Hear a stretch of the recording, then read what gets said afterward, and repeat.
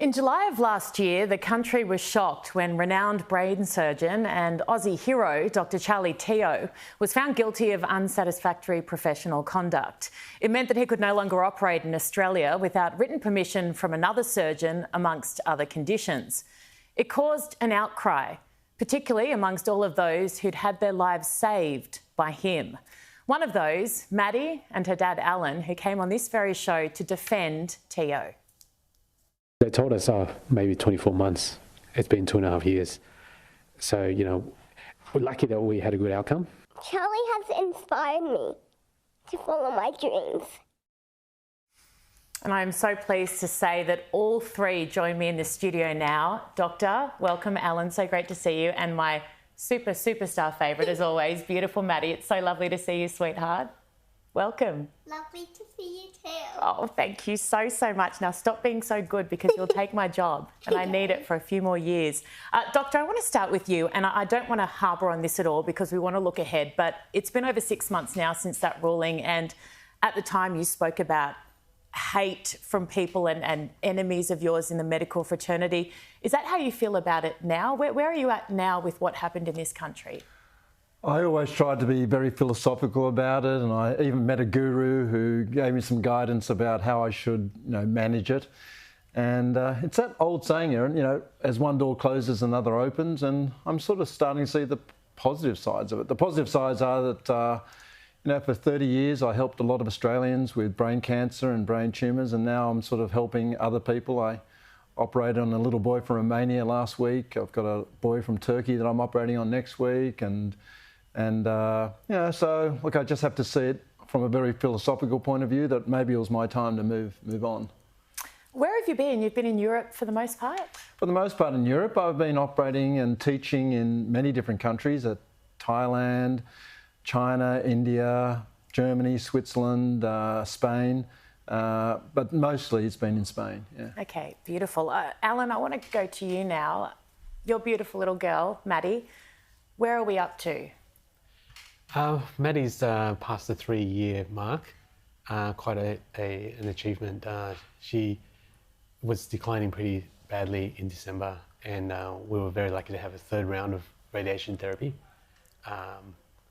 It's not ideal, but it's the only thing that sort of works, and that's given us a bit more time. So she's improved her symptoms. It was really weak on her right side, and hands are still a bit weak, but we're buying more time and waiting on other trials so that she can continue extending it. Maddie, it's been really hard for you lately, has it? Yeah. You want to tell me about that? It's been quite hard. When I go to school and I see people just talking about me, it really hurts my feelings, the way they talk about me, and I don't really like it. Because you're not that well at the moment? Yeah. Oh, that's awful, isn't it? Do you have some beautiful friends at school, though, and some lovely teachers who help you? Yeah. And how strong are you being? What keeps you strong and keeps you fighting? I don't know. I think it's my sister Emily and my teacher, Miss Perez, and my friends Genevieve and Mila, and They're your good friends, are they? Yeah. And that necklace, did you steal that from your sister? Yeah. Well, technically it was too big, so she had to take it off and give it to me. Well, that makes perfect sense to me. Doctor, what can we do to help? Well, I think, this show for a starter, it's all about raising awareness. I think if most people understood the impact that brain cancer has on our society, they would support the funding of it. And I know the government recently announced some funding for brain cancer research, specifically brainstem gliomas like Maddy's, but it's really just a drop in the ocean. $20 million over 7 years is less than $3 million a year. My foundation gave more than $3 million in the last year to this sort of tumour. Other cancers get $50, $100, $150 million a year, and yet they don't have the same impact as brain cancer. Yeah. Brain cancer has more impact on society from a socio-economic viewpoint than any other cancer because it takes out our young adults and children. So it deserves way more funding than $20 million in 7 years. It deserves $20 million a month. That's the sort of funding that we're looking for. I'm sitting here trying not to cry. How do you cope with this? You do this every day. You meet incredibly inspiring people like Maddie. You look at her dad and his face now.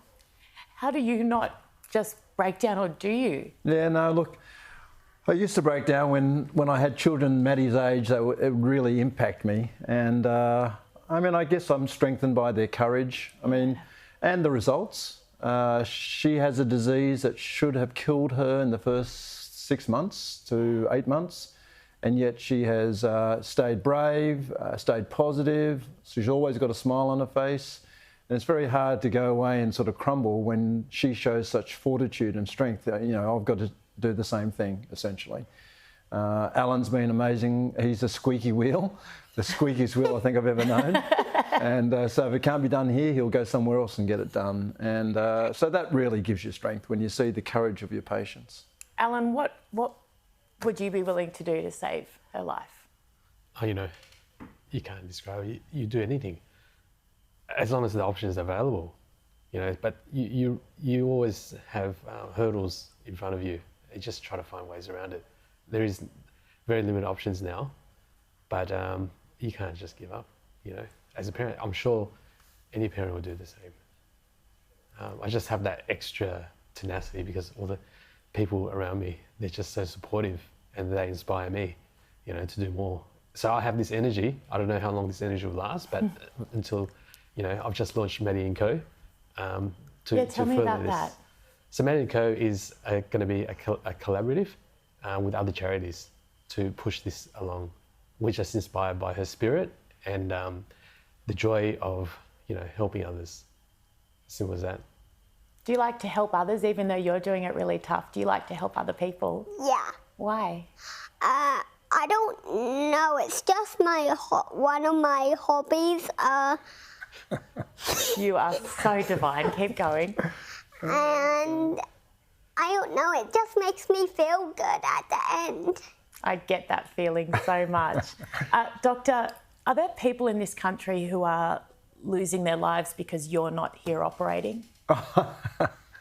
Well, look, it's a little bit inflammatory to say that, but look, the truth is, yes, I have a particular expertise on this type of tumour. I've published the largest series in the world on surgery for brainstem gliomas. The boy I did from Romania, brainstem glioma. The boy I did from Thailand, the boy I did from Spain, all brainstem gliomas, all did very well. They all left hospital within days of surgery. All of them were told they had inoperable tumours. I can tell you right now, there's a 25-year-old girl from the Gold Coast. She's beautiful. She's got a brainstem glioma that I could remove in a heartbeat. And she can't afford to go overseas. She's been told by all the surgeons in Australia that it's inoperable.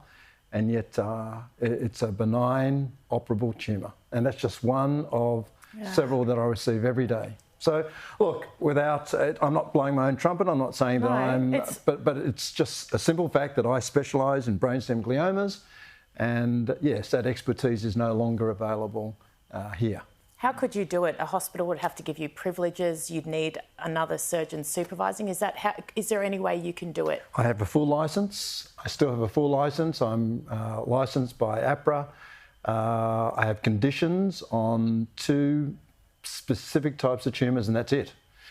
So I need a supervisor to say that if you want to do this particular tumour, you need my permission, and I've got that supervisor, a good colleague, an experienced neurosurgeon who's willing to step up and be the supervisor. All I need is a hospital, a public hospital or a private hospital somewhere in Australia to give me privileges, and I'll be operating tomorrow. You mean that, I have no doubt. Absolutely, absolutely. Most of the surgeries I'm doing overseas are all pro bono. They're all done because, that local surgeons want to learn from me. So it's all done charitably. And so if I got a public appointment in Australia at a public hospital with a public salary, then I would do it in a heartbeat. Does it break your heart that you can't? Again, if I think about it too much, it breaks my heart. But if I think about the neurosurgeons who are learning overseas and the patients that I'm operating overseas, it actually, look, I just feel like I'm still doing what I'm meant to be doing and what I do best. Whenever I operate in Spain, I have 4 or 5 neurosurgeons coming to watch me. The head of neurosurgery insists that the residents come and watch. Yeah. So they're all learning and they're all gaining experience from my experience, my 30 years of experience. So it feels like you're being appreciated elsewhere, but not here. Well, I'm certainly not being appreciated here because, I mean, as you know, there was a huge media campaign against me. We don't know what drove that. We believe that it was probably multifactorial. There's a whole lot of things that drove that sort of campaign, but it was vicious and it was really nasty. It was totally unnecessary. You can call me whatever you like. A nasty person, a money-hungry person, but if I'm doing things that other people won't do or can't do, then just let me do it. I think this is a good time to show this picture that Maddie coloured in of you. Maddie, what do you think of Dr. Charlie Teo? I think he's an amazing person. I don't know why other people hate him. It really breaks my heart when I hear people saying bad stuff about him when I walk past them.